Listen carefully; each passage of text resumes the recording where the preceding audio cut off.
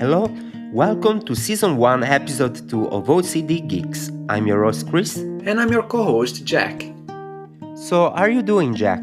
I'm okay, Chris. Ups and downs, as always. How about you? I'm alright, thanks. Lately, quite busy with our podcast. I'm sure you know what I mean. Totally.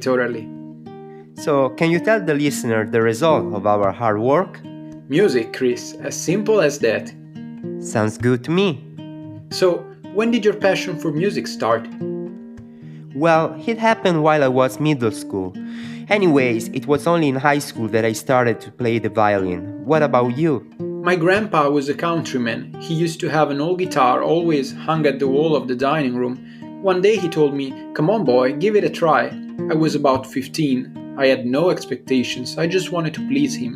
Was it hard for you at the beginning? Of course it was. I spent weeks learning how to hold the instrument and how to grab the bow.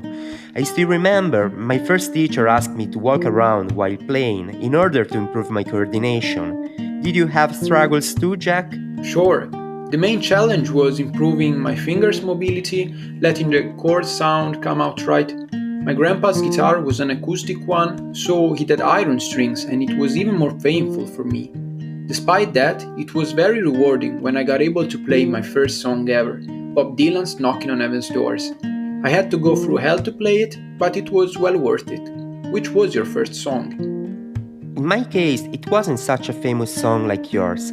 I remember practicing after 1 year of studying my first full scale. Later, I've started learning Irish tunes and I'm still fond of it. I remember performing a song in a small but beautiful theater. At the moment, my head was shaking because of emotion. After all, I was a 16 young boy at the center of a stage. I know. Do you have a favorite band in this genre? Actually, I have two. They are Wolfstone and Enter the Haggis. The first one is a Scottish band that plays Celtic rock. They started their career way back in 1991. In 2009, I was lucky enough to see their live show. It was amazing. Just before it, I introduced myself to the players. It was a huge surprise when the frontman dedicated the opening set of songs to me. After all this time, I'm still grateful for it, Duncan.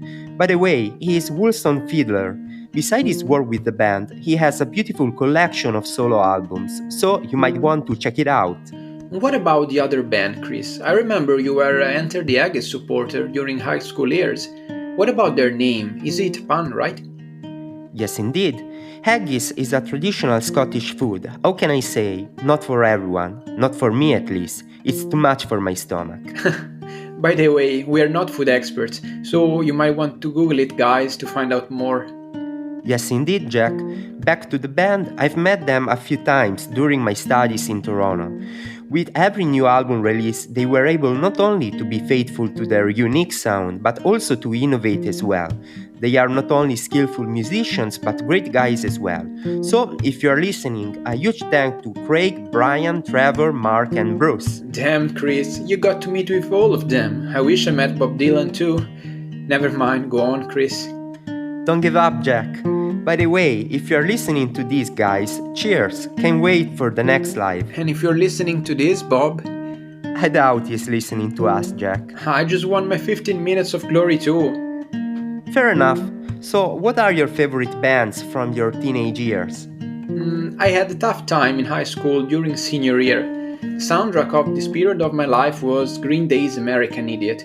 In summer, I used to go to the beach and fall asleep with the headphones on, while Wake Me Up When September Ends was rolling. When Homecoming kicked in, I woke up terrified. I'm sure every early 2000s rebel teenager can relate to this. Yes, indeed. By the way, I remember you were a big Oasis fan like me. Is it correct? Yeah, it broke my heart when I split up. So many of their songs are the soundtrack of my life. I can play almost all of their hits on the acoustic guitar. I'm still waiting for their reunion like every other fan. I would definitely go to their concert. Definitely, maybe. That's cool. I'm sure every Oasis fan in our audience will definitely pick up on this one. So that's all for today. Feel free to reach us at chris.ocdgeeks@gmail.com and jack.ocdgeeks@gmail.com, or simply follow us on Instagram on our page OCD Geeks.